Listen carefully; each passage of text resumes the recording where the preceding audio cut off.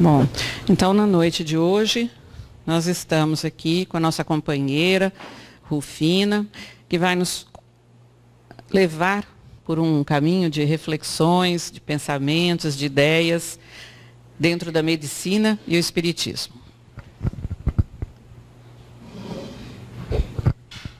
Boa noite a todos. Vamos começar então na doutrinária de 2020, né? Com um tema que eu me sinto bem confortável em desenvolver. Quando eu comecei a dar palestra, sempre me pediam para falar só de assuntos relacionados à medicina ou à saúde. Até que um dia o Roberto falou, não, chega agora você vai falar do Evangelho.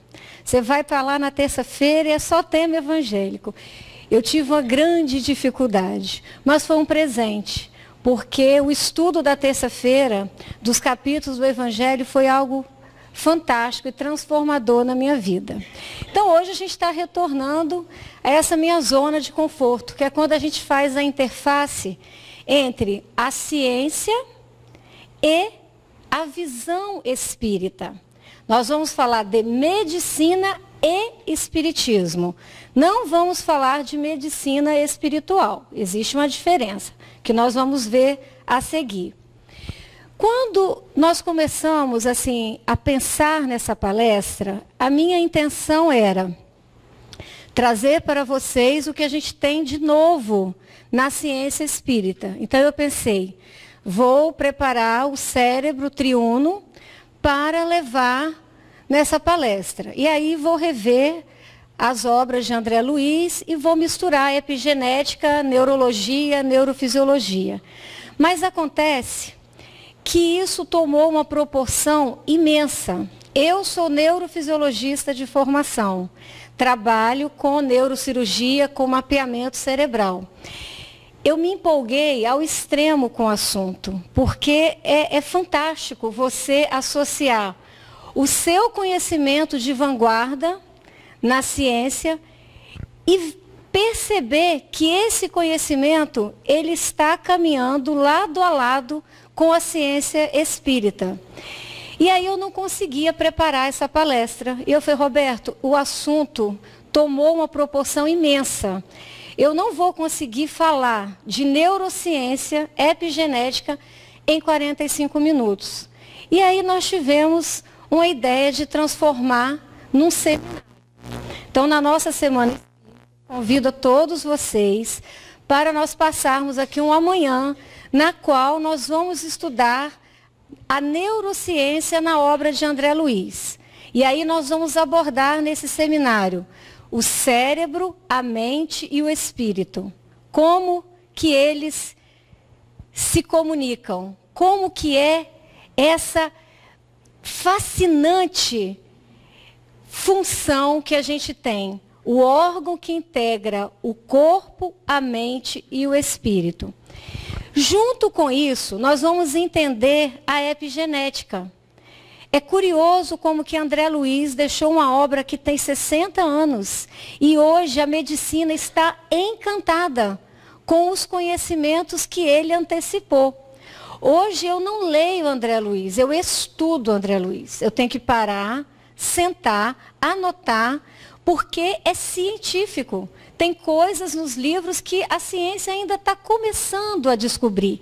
Nós, enquanto espíritas, não podemos deixar de conhecer, de estarmos atualizados nisso. Então, convido vocês, na próxima Semana Espírita do Irmão Tomé, na nossa 15ª Semana Espírita, de participarmos desse seminário que nós estamos preparando com muito carinho, com muita empolgação.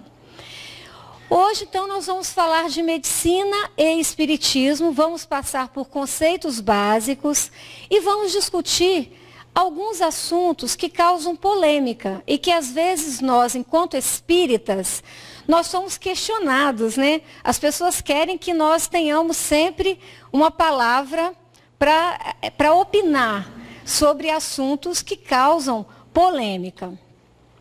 Nós vamos tentar discutir aqui hoje o que é saúde, o que é doença, né? Para entendermos melhor. Para a gente falar em saúde integral, a pessoa está num pleno estado de saúde. Essa criatura, este ser, eles têm que estar em harmonia completa, corpo, mente e espírito. Este é o conceito de saúde. Eu tenho que estar saudável no meu corpo físico, na minha saúde mental e no meu corpo energético e espiritual, aonde se iniciam todos os processos de adoecimento. Então, quando temos que as várias funções corporais se desenvolvem em conjunto, tudo dentro de uma harmonia, o ser humano se encontra no que a gente chama um estado de saúde. A doença é a perda relativa da harmonia. Às vezes, a gente não precisa adoecer completamente, mas basta que um órgão, uma glândula, um centro vital, um centro energético não funcione bem para a gente perder essa harmonia e já começarmos o adoecimento. Se uma função falha, ela vai comprometer a harmonia do todo. Então, falamos que assim o ser humano se encontra no estado de doença. Desde 1998, a OMS, a Organização Mundial de Saúde, incluiu o bem-estar espiritual como uma das definições de saúde. Antes, a definição era bem-estar físico, mental e social. Desde 98, é bem-estar físico, mental, espiritual e social. É incrível como que a ciência teve que reconhecer o espírito, a manifestação espiritual e a importância da saúde espiritual. E curioso que desde então, a obsessão, estado de transe ou problemas espirituais passou a ter um código, um item na classificação internacional de doenças. Então, hoje, nós temos um CID F.44.3 para a gente colocar quando o médico pode inferir que aquele paciente está num estado de transe, que ele está incorporado, que ele está com um transtorno espiritual. Isso é um grande progresso, um enorme progresso. Há 20 anos, quando eu fazia residência médica em neurologia, eu me deparei com uma situação inusitada. A enfermeira-chefe da neurologia me bipou, na época a gente não tinha celular, e falou: Rufina, depois que dividir a escala do plantão, você vem aqui na enfermaria para a gente fazer uma oração para essa paciente que chegou hoje. Nós já fizemos Aldol, Fentanil, Dormonide, enfim, ela foi listando. Ela está amarrada, se machucando, e você, tanto quanto eu, sabe que isso não é para se tratar com medicamento. Eu não vou falar o nome dela, mas eu falei assim: fulana, se eles nos pegam rezando aí na enfermaria, eu vou ganhar uma advertência. Mas aí fiquei naquele drama, aí, enfim. A hora que dividiu a escala do plantão, cada um foi dormir. Fomos lá, um grupo de residentes espíritas com o Evangelho segundo o Espiritismo, fazer uma oração para aquela paciente jovem.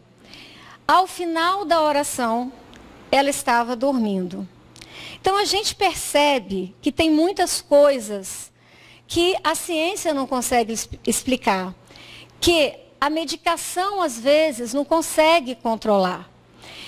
E eu pude acompanhar, ainda enquanto estudante, lá em São Paulo, na USP, esse processo de ver ser noticiado, né, na internet a disciplina, medicina e espiritualidade. Isso se tornou uma disciplina. Hoje, o estudante de medicina, ele tem essa matéria dentro do currículo escolar. O primeiro coordenador, o pioneiro, foi o Dr. Sérgio Felipe de Oliveira, que é um grande estudioso, né? Atua ativamente na Associação de Médico Espírita do Estado de São Paulo, tem uma clínica, a Pineal Mind, que ele faz as suas pesquisas. Então, desde 2011, nós temos a medicina e espiritualidade. Se eu fosse residente, era só eu pedir para o coordenador da cadeira que a gente estava com um caso que precisava da atenção dele. Mas na minha época de estudante, a gente tinha que rezar e às vezes esperar o momento adequado para fazer essas intervenções.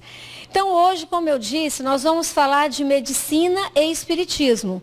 Nós não vamos falar de medicina espiritual. Existe uma diferença.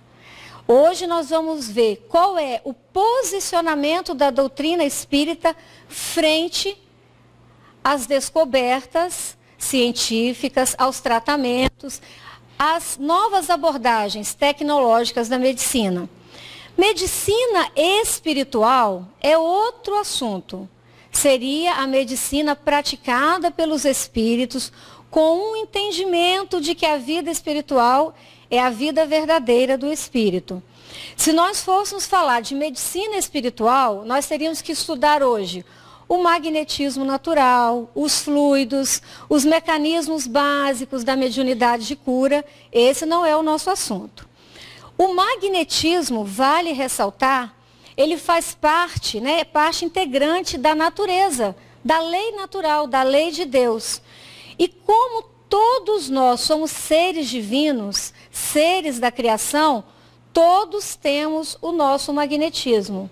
Às vezes em proporção que a gente nem sequer sabe, nem sequer conhece.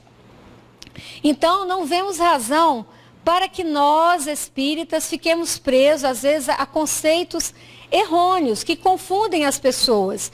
Qual é o erro conceitual mais comum que se tem? Atribuir a mediunidade como exclusiva do espiritismo. A mediunidade qualquer um pode desenvolver. Nasce com o magnetismo curador que ela traz com ela. Ela não precisa ser espírita, ela não precisa pertencer a uma agremiação. Às vezes essa pessoa é dotada de um magnetismo de cura e ela não valoriza isso, ela não disciplina isso. E isso tem consequências. Mas então temos que deixar bem claro, ser médium não é exclusividade de quem frequenta, estuda e vivencia a doutrina espírita. Mediunidade de cura, magnetismo, curador, qualquer um pode ter. O fato é que o médium espírita, o médium que trabalha a sua mediunidade às luzes do espiritismo, ele tem a disciplina, o estudo, o comprometimento e a isenção financeira. Essa é a orientação. Como exemplo aqui, temos Chico Xavier, que dedicou toda a sua vida à sua mediunidade, a trabalhar, a se oferecer em serviços. Chico tinha uma mediunidade ostensiva. Outro exemplo, o que eu fui abordada nos últimos meses com esse assunto já está me cansando. E aí eu tenho que responder sempre a mesma coisa. Ele é um médium. Agora, se ele fez a opção de seguir sozinho, sem estudar, sem se agremiar, sem responsabilidade, ele pagou as consequências dessa atitude irresponsável. Agora, ninguém pode negar o magnetismo curador dessa pessoa, independente das consequências. Por isso que todo médium, principalmente os que têm uma mediunidade ostensiva, precisa ter responsabilidade. Trabalhar, disciplinar, estar comprometido com a verdade. As discrepâncias ocorrem pela falta de informação, pela falta de estudo e pela falta de disciplina. Agora, a pessoa, ela nasce médium. Não é o espiritismo que vai transformá-la em médium. Por outro lado, por que que acontece, às vezes, tantos problemas nessa área? Porque a população é levada pela crendice, pelo fanatismo, não questiona, não examina, não cobra, pela falta de bom senso. Então, existe falha dos dois lados. Mas só para a gente pontuar e entender. A estrada a ser percorrida desde a instalação da doença até o processo de cura, ela é muito diferente para cada um de nós. É incrível como que para cada doente, a doença se manifesta de uma forma diferente. A resposta terapêutica também vem de forma diferente. Para alguns doentes, é como se surgissem verdadeiros atalhos. É como se eles conseguissem uma ponte e da doença eles já pulam para outra extremidade da cura. E outros precisam percorrer uma longa e dolorosa jornada no seu processo de cura. É como assim, ele já pega uma rampa de voo livre e atravessa o precipício. O outro tem que vir caminhando, subindo devagarinho com a sua cruz toda a montanha. Por que ficamos doentes? Como podemos nos curar? E o que fazer para não ficarmos doentes? Nós, homens, seres humanos, nós buscamos incessantemente responder essas perguntas, porque a gente não quer sofrer, não é assim? Ninguém quer sentir dor. A gente sente um desconforto no corpo físico, lógico, a gente procura uma dipirona, um analgésico, ainda mais o brasileiro, que é muito hipocondríaco, toma remédio demais, não suporta a dor. No entanto, à medida que o conhecimento avança do ponto de vista material, nós verificamos que surgem novas e tenebrosas doenças, não é assim?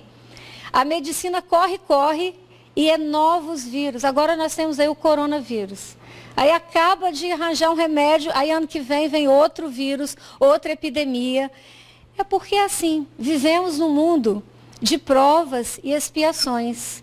E muitas dessas doenças que ainda surgem são frutos dos nossos desmandos, da nossa mentalidade enfermiça.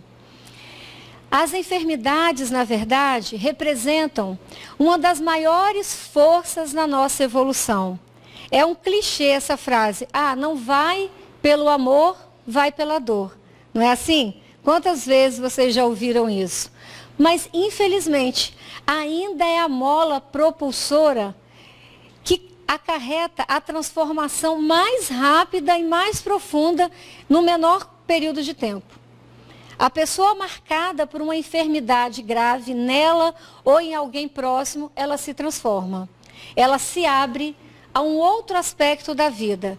Ela começa a entender e a se aproximar do seu intercâmbio, plano físico, plano espiritual.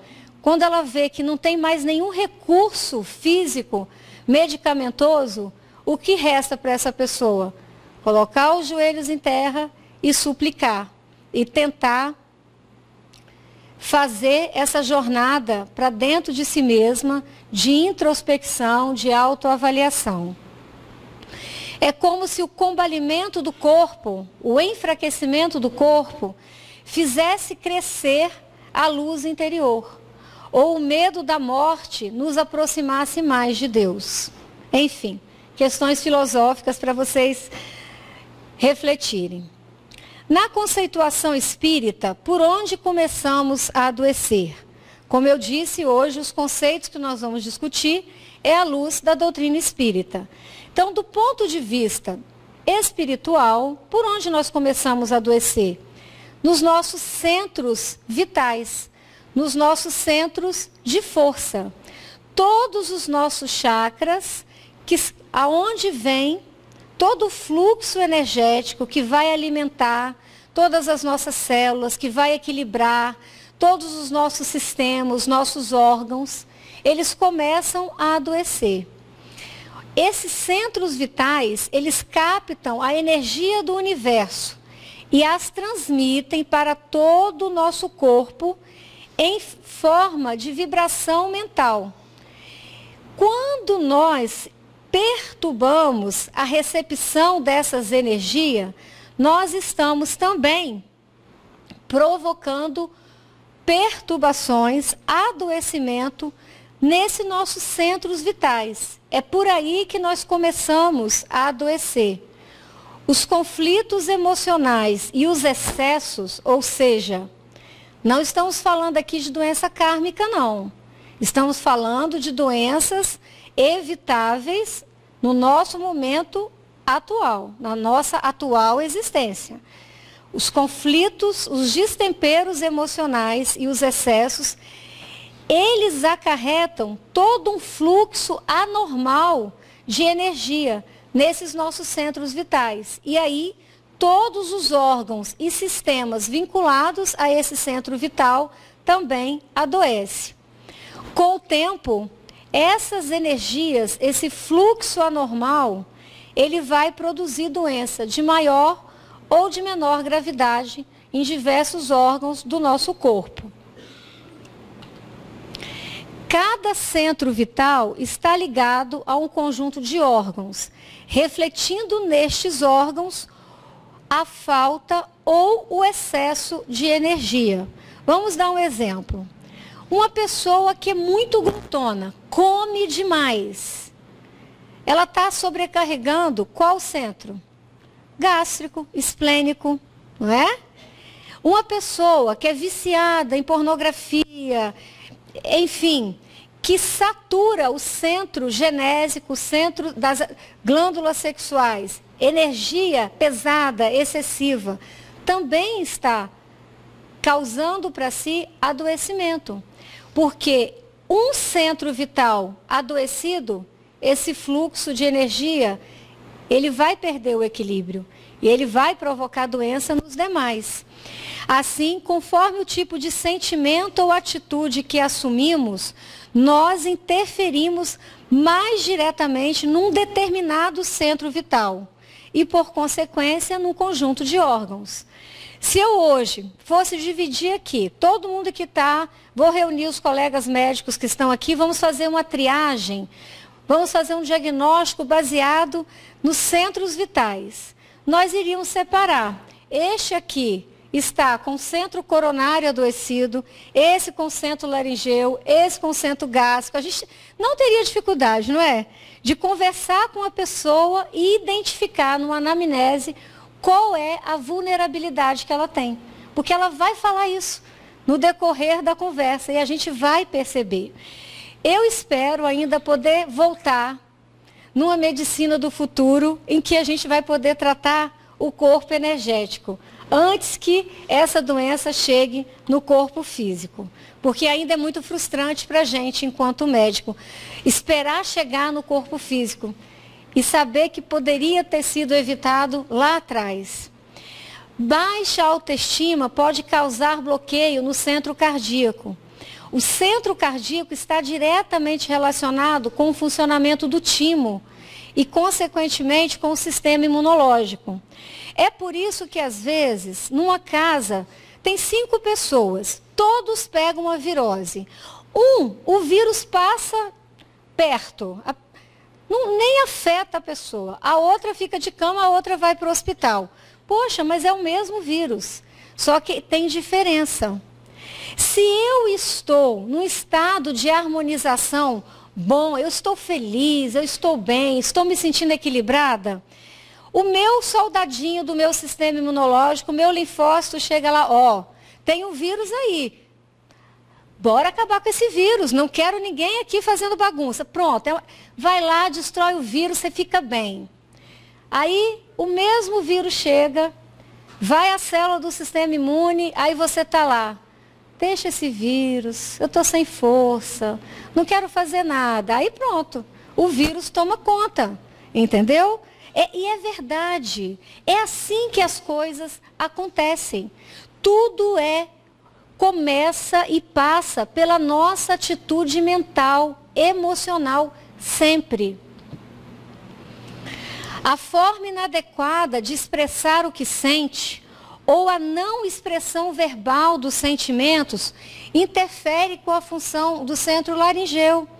O que acontece hoje? Muitas mulheres hoje, como tem problema de tireoide hoje, é nódulo de tireoide, é tumor de tireoide, é tireoidite, porque as mulheres têm uma sobrecarga de trabalho. Ela é cobrada no trabalho, ela é cobrada pelo marido, ela é cobrada pelo filho, não é assim? Se a comida não está boa, a culpa é dela. Se a casa não está limpa, a culpa é dela. Se o filho está mal criado, a culpa é dela. Então as mulheres estão assim, angustiadas, querendo falar, querendo jogar para fora toda essa angústia. E elas estão adoecendo. Nunca se teve tanto problema de tireoide. Então quando a gente vai estudando a ciência espírita e a ciência médica, a gente vai vendo que tudo tem uma lógica imensa. Então aí nós temos novamente o desenho dos chakras. Lembrando que o chakra coronário, este é o que faz a interface mente-espírito. É dele que vem toda a comunicação com o mundo espiritual. Esse é o que nós vamos estudar profundamente no nosso seminário. Como que se faz essa interação cérebro, mente, espírito? O chakra frontal, muito vinculado com o nosso momento de vida atual, o nosso momento presente, raciocínio, intelecto, intuição. O laringeu, né, com essa expressão, o cardíaco com a imunidade, o gástrico com toda a parte digestiva, absorção, metabolização de alimentos, o chakra esplênico com o sistema hematológico, com as células sanguíneas e o chakra genésico, sexual. Esse tem uma energia muito forte. A energia, ela flui para alimentar todos os demais chakras. E é por isso que precisamos estar com todo o nosso sistema energético em equilíbrio. A desarmonia de um leva à desarmonia de outro. O contato com a realidade e idealizações estão ligadas ao chakra coronário. Perspectivas, direcionamento, objetivo de vida ao chakra frontal. A verbalização, criatividade, introversão, o chakra laringeu.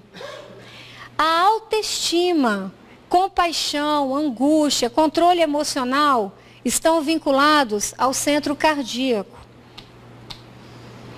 Ansiedade, orgulho, alegria, satisfação, aí aqui também a cólera, a raiva, ao centro gástrico. Perda de apetite, rancor, esplênico, que a gente às vezes sente até aquela dor do lado, quando a gente está muito encolerizado, né? Depressão, fadiga constante, baixa energia vital relacionada ao centro genésico. Então, todos são importantes. A gente não pode achar que um é mais importante que o outro, porque todos precisam estar em harmonia, para a gente voltar àquele conceito de saúde, completa harmonia, não é? A cura nem sempre é compreendida do ponto de vista moral. Como assim? Poxa, mas fulano é tão bom, ele não merecia uma doença triste dessa, ele está sofrendo tanto. Sim, isso é o que a gente percebe do momento agora. Mas muito provavelmente, essa doença que está causando tanto sofrimento nele agora, ela começou 2, 3 encarnações lá atrás. Começou lá no centro vital, aí deixou já o perispírito já comprometido, não começou agora. É por isso que nós não podemos julgar o sofrimento do outro do ponto de vista moral. Nós não sabemos o que tem contido nesse baú, por que ele está passando por aquilo e qual a atitude que ele está tomando para superar aquela dificuldade. A doença tem início, na grande maioria das vezes, nos defeitos morais em que ocorre em várias fases da encarnação de uma pessoa. Descobrir que somos responsáveis por ela assusta, mas somos também capazes de nos curarmos. Assim como todos nós somos o culpado das nossas mazelas, também está em nós o poder da cura. Isso é um pouco frustrante para a gente enquanto médico. É como se assim, eu, enquanto médica, o que eu vejo do meu paciente no corpo físico é só a pontinha do iceberg, 20%. Na verdade, o que está submerso nessa patologia, o que está na profundidade, aqui a gente chamou de alma, mas pode chamar de espírito, de corpo energético, é muito maior. E começou muito antes dele chegar no consultório médico. E necessitaria de uma abordagem também muito mais profunda.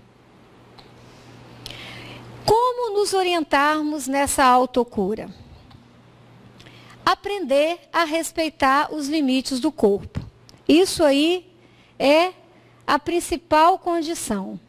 Nós vivemos numa sociedade enlouquecida. Todo mundo corre o tempo todo mundo dorme mal, se alimenta mal. Não tem, né, mais aquele tempo assim para sentar, comer devagarinho, mastigar devagarinho, saber o que está comendo. E aí, o nosso corpo, a gente submete além dos limites. Então, a cura começa aí. A gente precisa respeitar os limites do corpo. Analisar as consequências morais, intelectuais e físicas de cada ato que praticamos. O que eu estou fazendo? Qual o desdobramento disso? O que isso pode trazer de impacto, de energia ruim para mim? Porque às vezes a gente magoa tanto as pessoas e essa mágoa vem para a gente com tamanha intensidade que é uma energia que a gente recebe, também densa. Ver que a cada ação corresponde uma reação. Não é assim? Assim, o Espiritismo prepara o homem do futuro. A culpa menos nos outros e mais em você. A cura menos nas farmácias, nos hospitais, nos consultórios médicos. E mais na sua mesa, no seu dia a dia, nas suas atitudes, nas suas conversas, nas suas horas de sono. E como se comportará este ser amparado pelos conhecimentos espirituais? Verá que todas as vezes que ofender o corpo com excessos de qualquer ordem, por isso mesmo, doente do sentimento, e fará com que o seu corpo fique doente também. Eu volto a insistir. O processo de adoecimento começa nos excessos, começa no sentimento. É aí que nós temos que procurar a cura.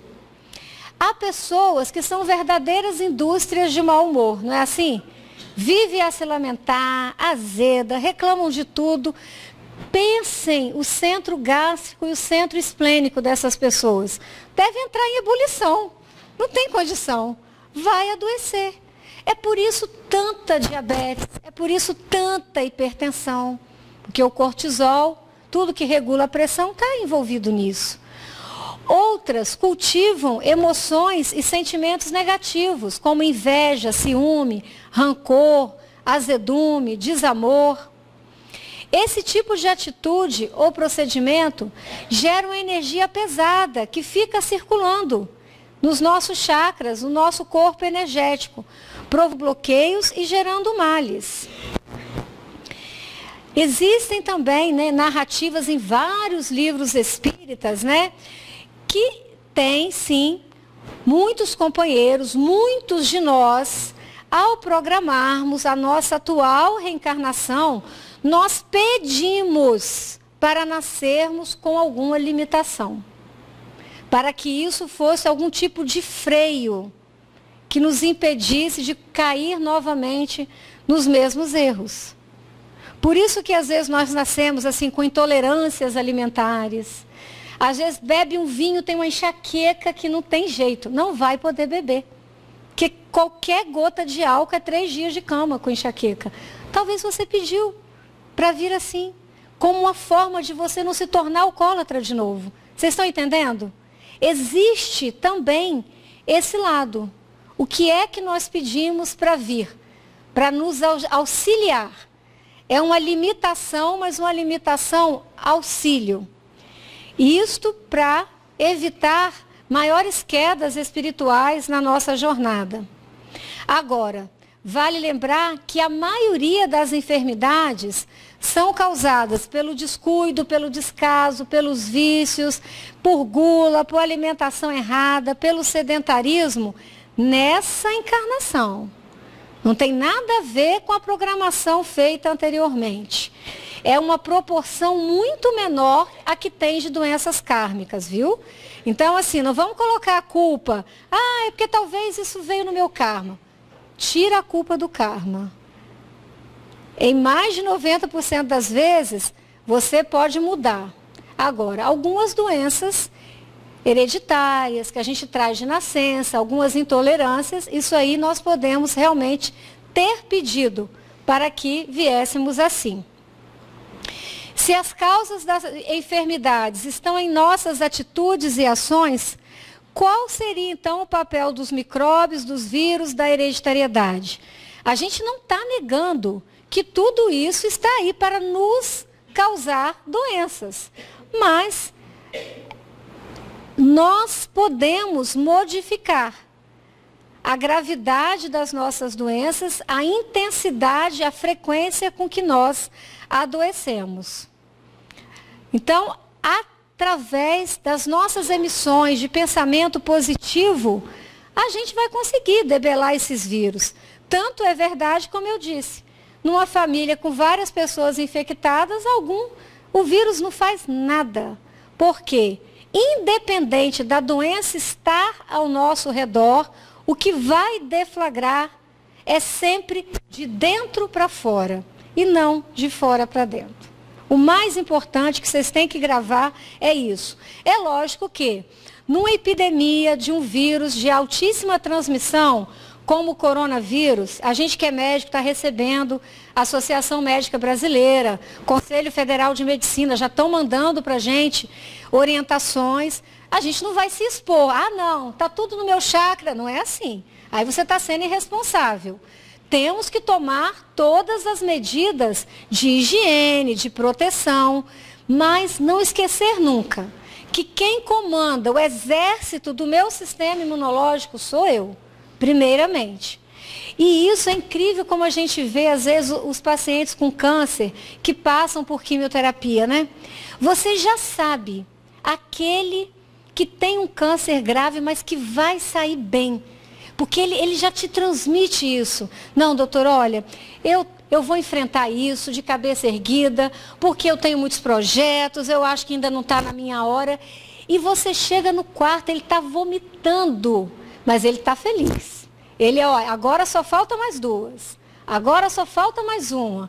E ele vai. Agora o outro já é assim, não, isso é o fim da minha vida, não tenho força não para lidar com isso. Já estou fazendo meu testamento. Esse aí não vai evoluir bem, porque a atitude mental dele, ele já entregou a guerra antes de partir para a primeira batalha. Então a gente consegue perceber isso na nossa prática diária. Então, por essas razões, quanto mais a medicina e a farmacologia avançam em sua capacidade de curar, mais doenças novas vão surgindo. Mais virulentas, mais graves, mais agressivas. A culpa não é da medicina nem da farmacologia, a culpa é nossa.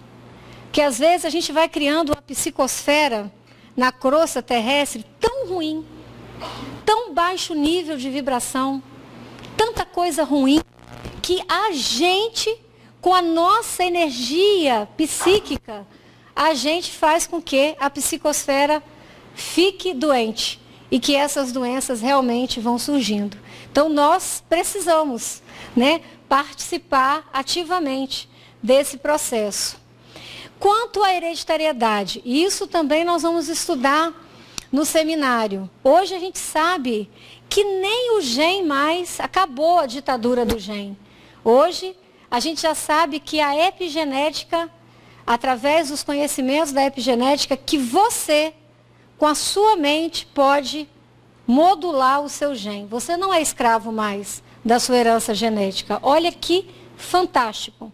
É por isso que nós vamos estudar profundamente isso no seminário, para que a gente tenha condição de esclarecer as pessoas. Tudo está ao seu alcance. Vamos embora, mudar os paradigmas.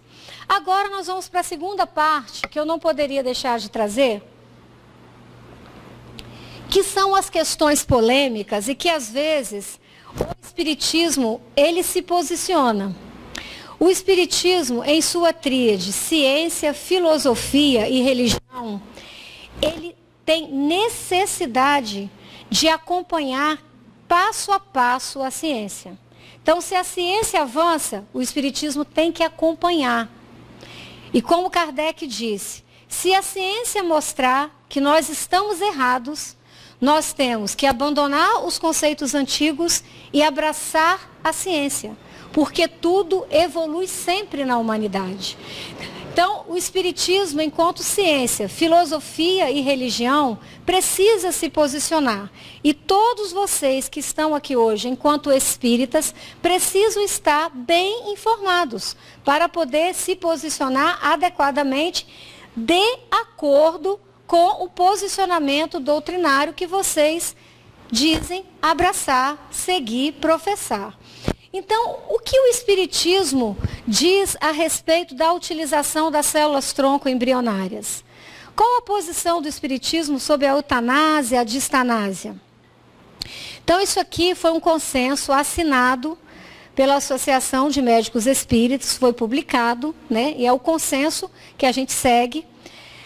Nós, espíritas, nos declaramos contrário à utilização de células-tronco embrionárias, quer sejam em pesquisas ou em terapias, mas nos posicionamos favoravelmente à utilização das células-troncos presentes no indivíduo adulto e no cordão umbilical.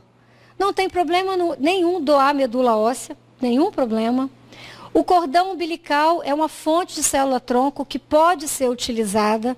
Agora, o que a gente não pode apoiar é fabricarem embriões em laboratórios com a desculpa que vão utilizar para serem doadores de célula-tronco. Isso não. Isso aí nós estamos brincando com o bem maior, que é a vida. Uma obra do Criador. Então a gente tem que apoiar a ciência, acompanhar a ciência, mas a gente também tem que ter bom senso e responsabilidade. Em relação à eutanásia, à distanásia e à morte natural, somos contrários a qualquer meio intencional que antecipe a morte natural do ser humano, seja pela eutanásia ativa ou passiva ou pelo suicídio assistido.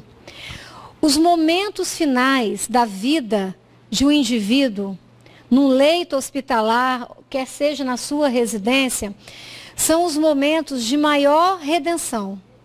São nesses momentos finais que, às vezes, conflitos familiares se resolvem, arrependimento, perdão, tudo acontece. Então, essa fase terminal da vida, ela tem que ser respeitada. A gente tem que tratar com muita dignidade, porque espiritualmente falando, ela é de muito valor. Nos derradeiros suspiros, às vezes, se encontram as maiores transformações. Hoje, a Suíça vive uma triste realidade. A Suíça virou um local de turismo da morte. As pessoas vão para a Suíça e lá você tem nos jornais locais oferecimento. Bem, nós fazemos tudo para você. O que é isso? Você pode vir morrer aqui, que nós vamos cuidar de todo o processo, a sua morte vai ser sem dor, nós vamos tratar do seu inventário, do seu seguro, translado de corpo. Então, as pessoas hoje descobrem que tem um câncer, não querem sofrer. Aí elas viajam, se internam na clínica, colocam um sorinho e optam por fazer o seu suicídio assistido. Isso, às vezes, a gente fica assim horrorizado, né, de pensar que caminho nós chegamos. E eu recebi recentemente uma amiga que estava passeando na Suíça, fotos dos jornais locais anunciando isso. Então, é uma falta de respeito com esse momento tão importante. Nós também, espíritas, médicos espíritas, somos contrários à distanásia, O que é, resumindo a distanásia? Seria uma obstinação terapêutica. Esse termo foi proposto em 1904.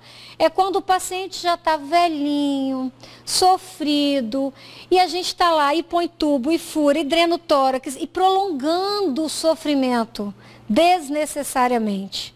Então, nem tão pouco, nem tanto. A gente precisa de ter o equilíbrio. Também temos que saber a hora de deixar ir, de deixar fluir. Qual é o posicionamento espírita?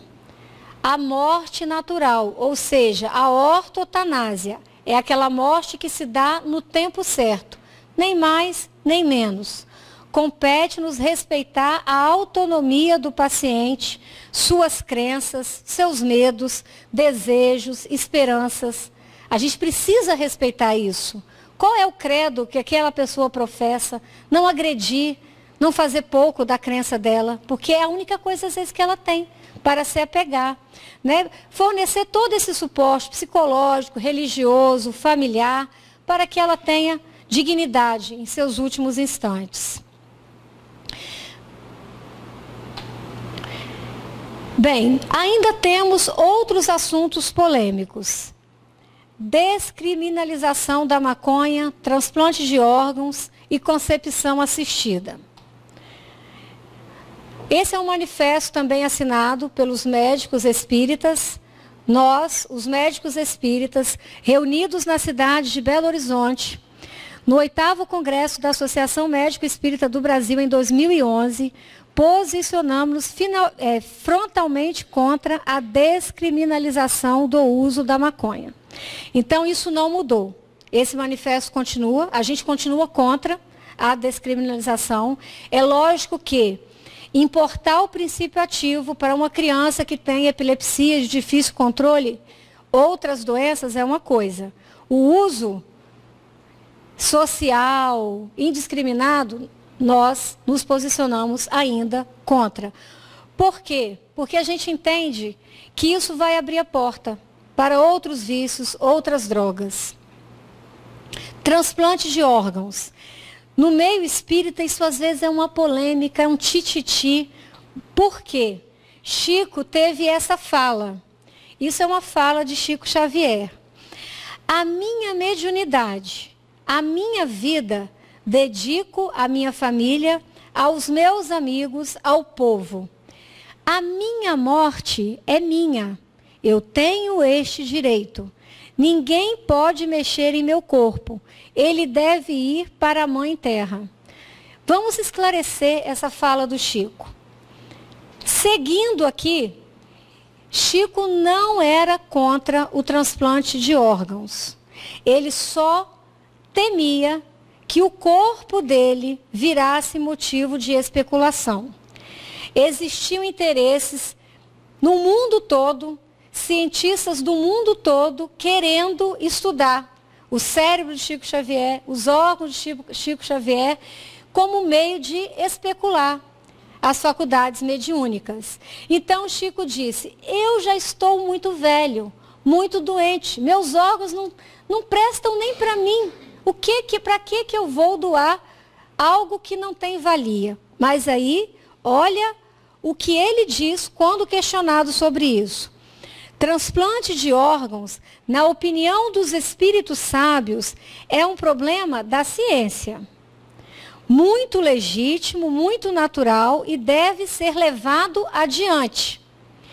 Pois é muito natural que, ao nos desvencilharmos do corpo físico, venhamos a doar os órgãos prestantes, ou seja, aqueles órgãos que ainda estão com plena capacidade de funcionamento, a companheiros necessitados deles, que possam utilizá-los com proveito. Então, não tem problema nenhum em doarmos os nossos órgãos. Aqui, essa é uma outra médica que ela fez também um estudo, um posicionamento sobre esse assunto, e ela conclui: pensemos na doação de órgãos e que o amor e a caridade sejam uma constante em nossos corações.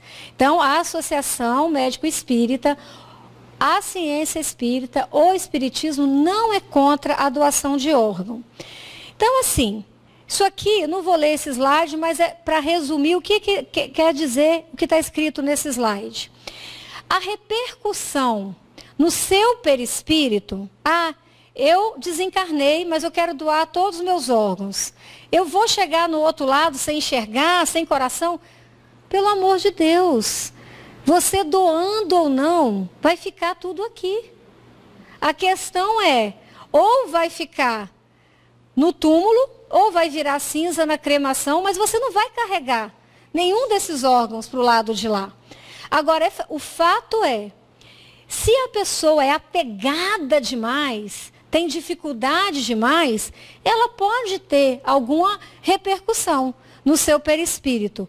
Mas nada se compara ao efluxo de amor, de gratidão, que essa pessoa recém-desencarnada vai receber daquele receptor, de todos os seus familiares, de toda a equipe hospitalar. Espiritualmente falando, a gente que é sensível assim à energia, que tem uma percepção mais aguçada, uma cirurgia de transplante de órgãos no hospital é um negócio emocionante. Mexe com a gente. Você percebe uma vibração diferente. Porque é uma expectativa tão grande daquela família que está esperando receber. E é uma doação de amor tão grande daquela família que o jovem motoqueiro está em morte cerebral e ela está doando os órgãos. Aí a córnea vai para um, o coração vai para outro, o fígado vai para outro, os rins vão para outros. Às vezes, com um desencarne, a gente salva 6, 7 vidas. Então, o ato de amor, a energia envolvida nisso, ela é fascinante. Ela contagia todo mundo que está naquele centro cirúrgico, que está envolvido no trabalho. Então, ninguém precisa ficar com medo de doar órgãos. Você vai receber em gratidão um bálsamo e não vai chegar no plano espiritual sentindo falta de nada.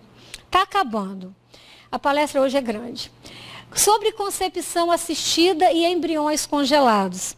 Eu achei tão interessante que eu fui acessar os arquivos, né, da Associação Médico Espírita, e aí eu fui ler sobre concepção assistida. Então foi perguntado para os espíritos, quando surgiu essa concepção assistida, embriões de laboratório, o que eles tinham para falar, para nos orientar sobre a concepção assistida. E a resposta foi curta e grossa. Por que vocês estão perguntando isso? Qual concepção, do ponto de vista espiritual, não é assistida? Que diferença faz se nós, equipe espiritual, vamos estar na alcova, no quarto do casal, ou se vamos estar na mesa de fertilização do laboratório? Diferença nenhuma, nós estaremos lá. Então, a gente quer assim, passar para os casais que às vezes têm problema de infertilidade, não há mal nenhum em você procurar uma clínica, em tentar ter o seu filho, não tem erro nisso. Porque se a ciência avançou, é porque Deus permitiu. Nós só precisamos praticar com responsabilidade. Mas toda concepção é assistida. O processo de reprodução, seja ele natural ou não, possui plena assistência do plano espiritual. Assim, o termo reprodução assistida poderia ser estendido a todas as formas de reprodução, sob o ponto de vista espiritual. Então, ninguém precisa ficar, eu não sei se é certo eu procurar uma clínica. Vai, é um direito seu. Sobre os embriões congelados, nós não vamos ter tempo de falar sobre tudo isso,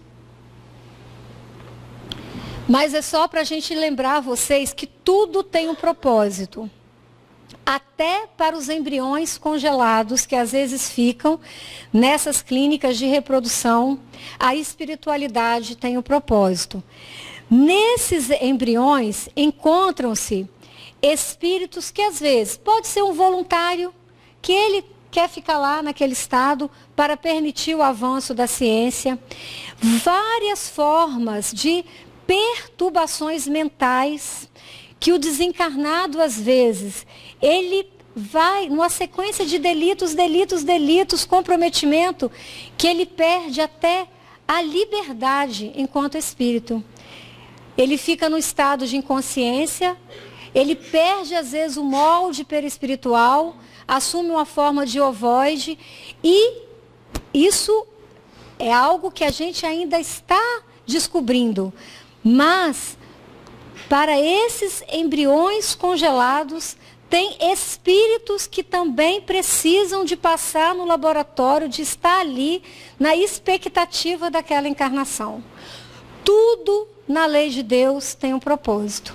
A única coisa que a gente precisa é que a ciência tenha equilíbrio, responsabilidade e ética para poder se conduzir.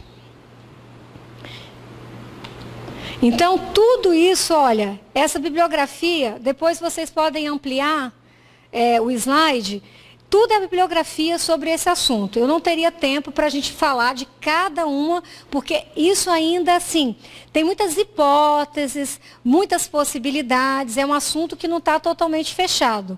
Mas a gente, quando lê, você percebe claramente que para Deus tudo tem um motivo, tudo tem uma finalidade. Bem, para terminar esse slide, fé inabalável só o é a que pode encarar frente a frente a razão em todas as épocas da humanidade. E é assim, nós espíritas somos privilegiados, porque não temos uma religião dogmática.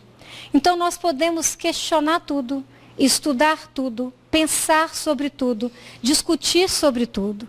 E isso, ao invés de enfraquecer a nossa fé, faz o contrário. A torna mais forte, mais lúcida, mais racional.